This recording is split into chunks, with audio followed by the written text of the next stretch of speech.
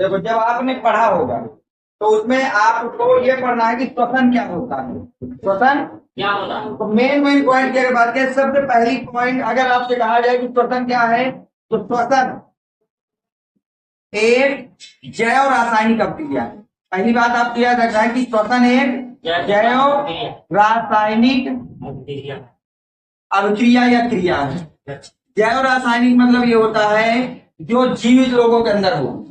तो श्वसन एक ऐसी क्रिया है जो किसके अंदर होती है। जैव शब्द अगर आपको कहीं भी मिले तो उसका मतलब जीवित से इसे ये एक ऐसी क्रिया है जो जीवित लोगों के अंदर होती है।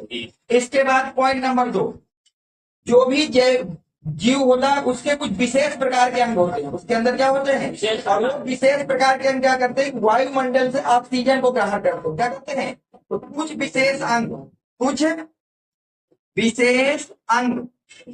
वायुमंडल से क्या ग्रहण करते हैं, वायुमंडल से ऑक्सीजन को ग्रहण करते हैं और इसको कहाँ तक पहुंचाते हैं, कोशिकाओं तक। कहाँ तक पहुंचाते हैं, कोशिकाओं तक पहुंचाते हैं। ठीक है, तो श्वसनांग, श्वसन क्या है, एक जैव रासायनिक अभिक्रिया है। इस अभिक्रिया में किसी भी जीव के कुछ विशेष ही अंग भाग लेते हैं। जैसे कहते हैं श्वसन में हाथ काम करता है, नहीं लेता भाग, पैर भाग लेता नहीं लेता। श्वसन में सिर्फ क्या लेता है, नाक क्या भाग लेती है हमारी, मुंह नहीं लेता है, आंख नहीं लेती। तो कुछ विशेष अंग है जो इस क्रिया में भाग लेते हैं, वो हम आगे पढ़ेंगे कि श्वसनांग क्या होते हैं।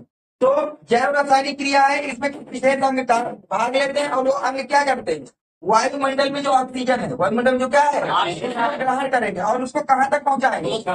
इसके बाद ये ऑक्सीजन क्या करेगी, जब कोशिकाओं में पहुंच जाएगी, कहाँ पहुंच जाएगी, जो भी कार्बनिक शरीर उस जीव के अंदर होगा, जो कार्बनिक पदार्थ, जो भी कार्बनिक पदार्थ उस जीव के अंदर होगा, उसका ऑक्सीकरण कर देते हैं। उसका क्या कर देते हैं, ये ऑक्सीजन जाती है, जो भी जीव के अंदर कार्बनिक पदार्थ पाए जाते हैं उनका ये क्या कर देती है, ऑक्सीकरण। और उसके ऑक्सीकरण से तुम्हें क्या बनता है, CO2 बनेगा, जल बनेगा और क्या बनेगी, ऊर्जा।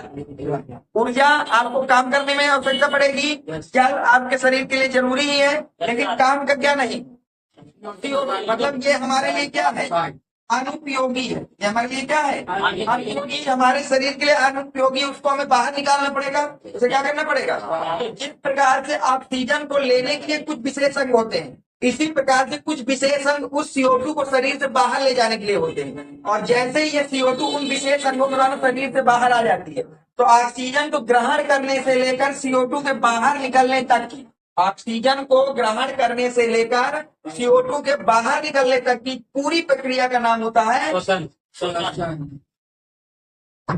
समझ में आया कि श्वसन क्या है। श्वसन एक जैव रासायनिक प्रक्रिया है। इस प्रक्रिया में कुछ विशेष अंग भाग लेते हैं। उन अंगों का काम है कि वायुमंडल से ऑक्सीजन को लीजिए और कहाँ तक पहुंचाइए, कोशिकाओं में वो ऑक्सीजन पहुंचकर किसी भी कार्बनिक पदार्थ को ऑक्सीकृत कर देती है और क्या बनाती है, कार्बन डाइऑक्साइड, जल तथा ऊर्जा, जिसमें से जल और ऊर्जा हमारे काम का है, लेकिन काम का क्या नहीं है, अनुपयोगी शरीर को किसे क्या करना पड़ेगा। फिर मनुष्य के शरीर के किसी भी जीव के कुछ अंग भाग लेते हैं इस CO2 को बाहर ले जाने में, और ऑक्सीजन को ग्रहण करने से लेकर CO2 के बाहर निकलने तक की जो भी क्रियाएं उस जीव या किसी भी जीव के अंदर होती है, उन सब क्रियाओं को सम्मिलित करके क्या बोलते हैं, सही है यहाँ पर कोई दिक्कत नहीं है, हटा दो इसको, लिखना है क्यों? हाँ, एक चीज बता अलग लिख लीजिए, ग्लूकोज का ऑक्सीकरण हम पढ़ लेते हैं, क्योंकि हमारे शरीर में सबसे ज्यादा क्या होता है बेटा, ग्लूकोज का श्वसन द्वारा ऑक्सीकरण। इसके द्वारा ग्लूकोज का श्वसन द्वारा ऑक्सीकरण। तो ग्लूकोज का सूत्र सबको पता होने बेटा होता है C6H12O6। ये सूत्र होता है किसका, अब ये वायुमंडल से आपके पास क्या पहुंची है, ऑक्सीजन। अब जैसे ही ऑक्सीजन जाएगी तो यहाँ से बनेगा CO2, जल और ऊर्जा। अब इसको बैलेंस कर लेते हैं, 6 CO2 बना लेते हैं। अब ऑक्सीजन हाइड्रोजन कितने हैं, 6 जल के बना लेते हैं, तो ऑक्सीजन कितने हो गए, 6 12 18, यानी कि 9 ऑक्सीजन। ये आपकी ग्लूकोज के श्वसन में ऑक्सीकरण इस तरह से होता है। जब भी ग्लूकोज आता है वायुमंडल की ऑक्सीजन को लेता है और स्वयं को किसमें तोड़ देता है, कार्बन डाइऑक्साइड और जल में, और इस प्रक्रिया के दौरान कुछ ऊर्जा बनती है, वो ऊर्जा लिख लेते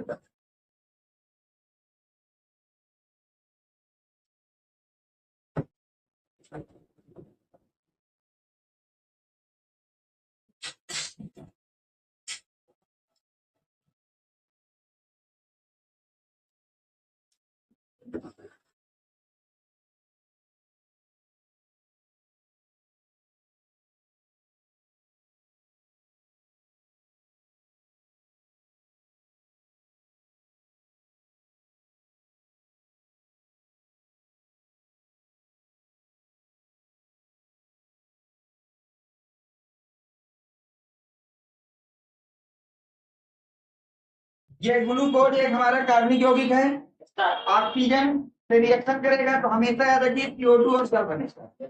हम रिएक्शन को हमेशा संतुलित करते हैं, मतलब जितने कार्बन इधर उतने इधर होंगे, जितने ऑक्सीजन इधर उतने उधर होंगे। तो यहाँ कितने कार्बन, मैंने यहाँ क्या लगा दिया, यहाँ कितने हाइड्रोजन 12, और एक जल में कितने हाइड्रोजन है 2, 6 तो गुणा कर दिया। अब ऑक्सीजन गिन लो, 6 दूनी 12 और 6 18।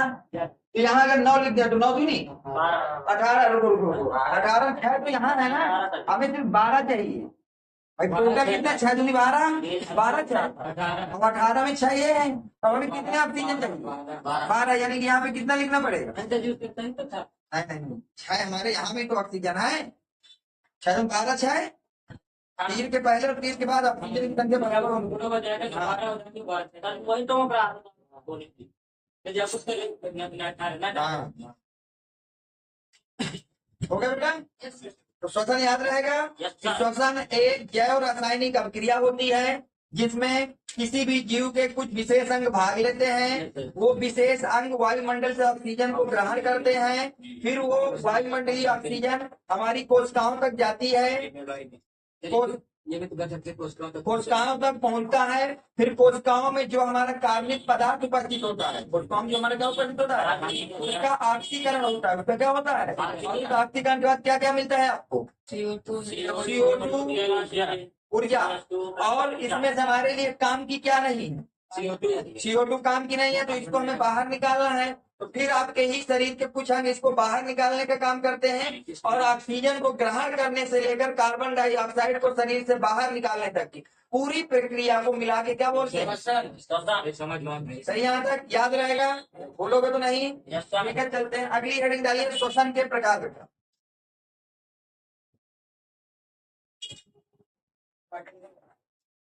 अगली हेडिंग डालिए भैया, श्वसन के प्रकार।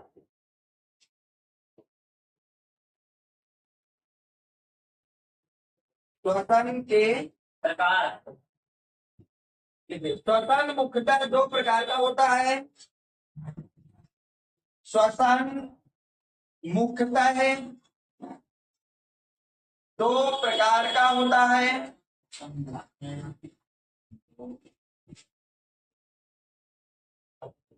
श्वसन मुक्त कितने प्रकार का होता है बेटा, 2 प्रकार का। पहले का नाम है आपका आक्सी श्वसन। क्या नाम बेटा, आक्सी श्वसन, या इसी को हम लोग बोलते हैं वायवीय श्वसन। इसी का दूसरा नाम क्या है, और दूसरा होता है बेटा अनाक्सी श्वसन। अनाक्सी, और इसको बोलते हैं अवायवीय श्वसन।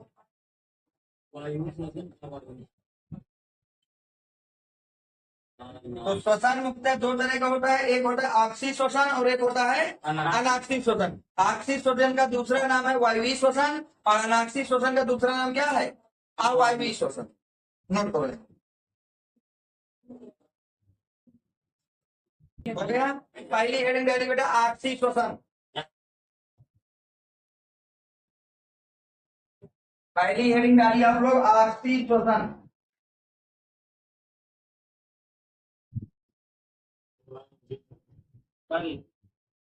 आक्सी श्वसन लिखे बेटा, ऐसा श्वसन,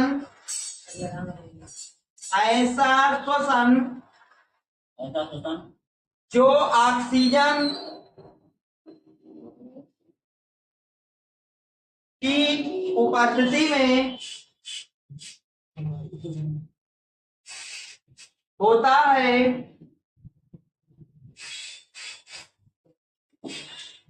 आक्सी श्वसन कहलाता है।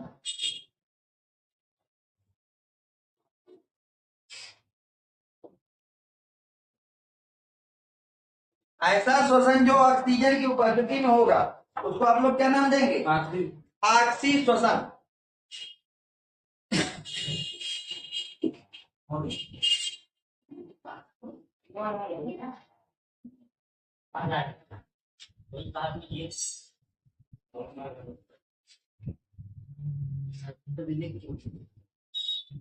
हो गया यहाँ तक। आगे लिखें आक्सी श्वसन को, हाँ आक्सी श्वसन को वायवीय श्वसन भी कहा जाता है। ठीक है बेटा, जो आपसी श्वसन होता है उसी का दूसरा नाम क्या होता है? वायवीय श्वसन। कल के दिन वहां आपसे पूछे कि वायवीय श्वसन लिखिए, तो ये ना हो कि ये तो पढ़ाया नहीं गया। आपसी श्वसन का ही दूसरा नाम क्या है? वायवीय श्वसन। सही आंसर। अब दूसरी आंसर में अनाक्षिक श्वसन।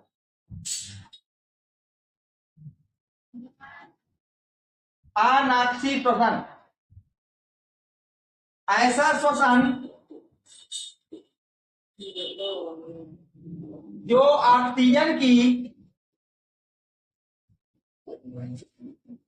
अनुपस्थिति में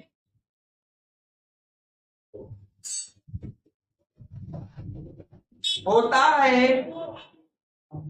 अनाक्षी श्वसन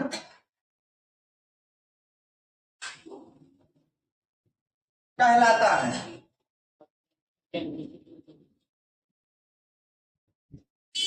इसे अवायवीय श्वसन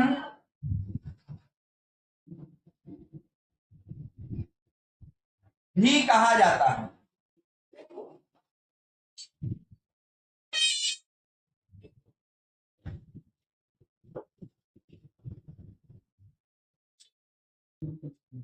सही है। तो देखो श्वसन दो तरह का होता है, आक्सीय श्वसन, अनाक्सीय श्वसन। ऐसा श्वसन जो ऑक्सीजन की उपस्थिति में होगा आक्सीय श्वसन है, जिसमें ऑक्सीजन नहीं होगा वो कैसा है? आक्सीय श्वसन का ही दूसरा नाम क्या है? और अनाक्सीय का दूसरा नाम क्या है? सही यहाँ तक?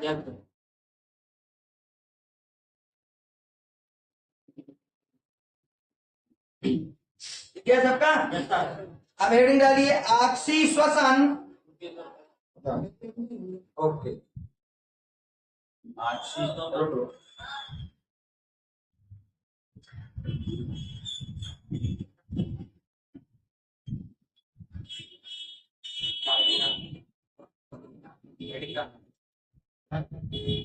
तो बेटा आगे हो गया सबका? हेडिंग डालिए बेटा आक्सीय श्वसन तथा अनाक्सीय श्वसन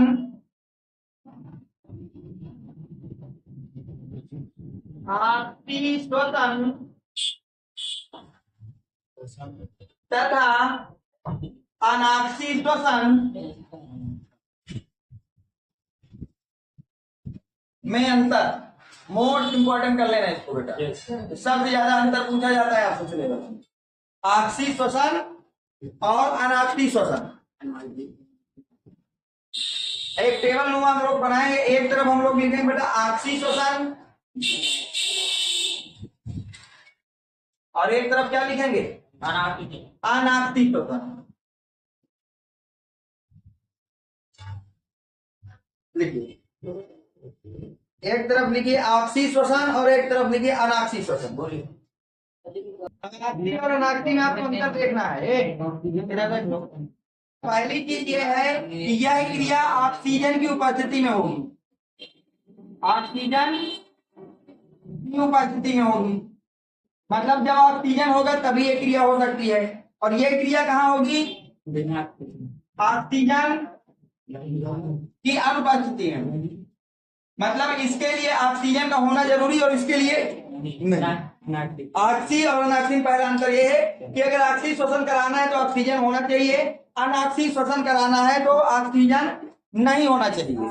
सही है। नंबर 2, ये क्रिया कहाँ होती है? कोशिका के माइटोकांड्रिया में होती है। ये मोस्ट इंपॉर्टेंट पॉइंट याद रखिएगा, माइटोकांड्रिया में होती है। सही है। जबकि अनाक्सीय वाली कोशिका के कहाँ होती है? कोशिका के जीव द्रव्य में होती है। दूसरा पॉइंट ये याद रखना है आपको। पहला पॉइंट ये है कि यह क्रिया ऑक्सीजन की उपस्थिति में, वो ऑक्सीजन की अनुपस्थिति में। ये कोशिका के माइटोकांड्रिया में, ये कोशिका के जीव द्रव्य में। अगला पॉइंट क्या है? इसमें ग्लूकोज जो होता है, क्या होता है बेटा? ग्लूकोज, उसका पूर्ण ऑक्सीकरण हो जाता है। क्या हो जाता है? पूर्ण ऑक्सीकरण हो जाता है। जबकि अनाक्सीय में ग्लूकोज का नहीं होता है। ग्लूकोज का पूर्ण ऑक्सीकरण नहीं होता। पूर्ण ऑक्सीकरण नहीं होता। नहीं होता।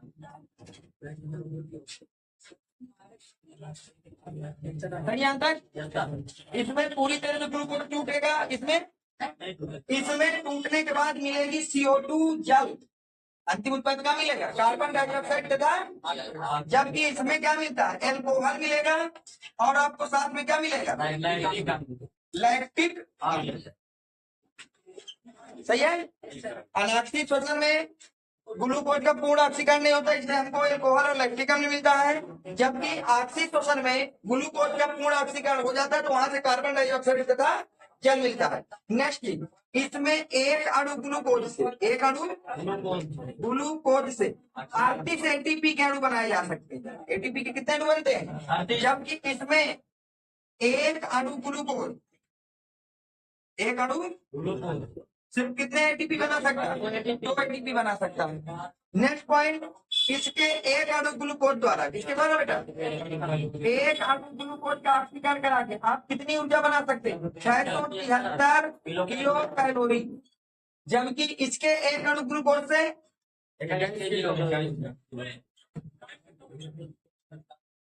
21 किलो। ये दोनों में बेसिक अंतर है। सिंपल है। पहला अंतर है कि ऑक्सीजन इसमें चाहिए, उसमें नहीं चाहिए। नंबर 2, ये माइटोकॉन्ड्रिया के अंदर होगी, ये न्यूक्लियस के अंदर होगी। नंबर 3, इसमें ग्लूकोज पूरी तरह से ऑक्सीकृत होगा, इसमें नहीं होगा। इसमें अंतिम उत्पाद कार्बन डाइऑक्साइड और जल, इसमें एक अणु ग्लूकोज के टूटने से ATP के कितने अणु मिलते हैं? जबकि इसमें एक अणु ग्लूकोज के टूटने से कितने अणु मिलते हैं? नेक्स्ट पॉइंट, एक अणु ग्लूकोज अगर टूटेगा तो कितनी ऊर्जा देगा? जबकि इसमें एक अणु ग्लूकोज टूटेगा तो, ठीक है। इसमें कोई चीज जो पूछना हो, सही आता है।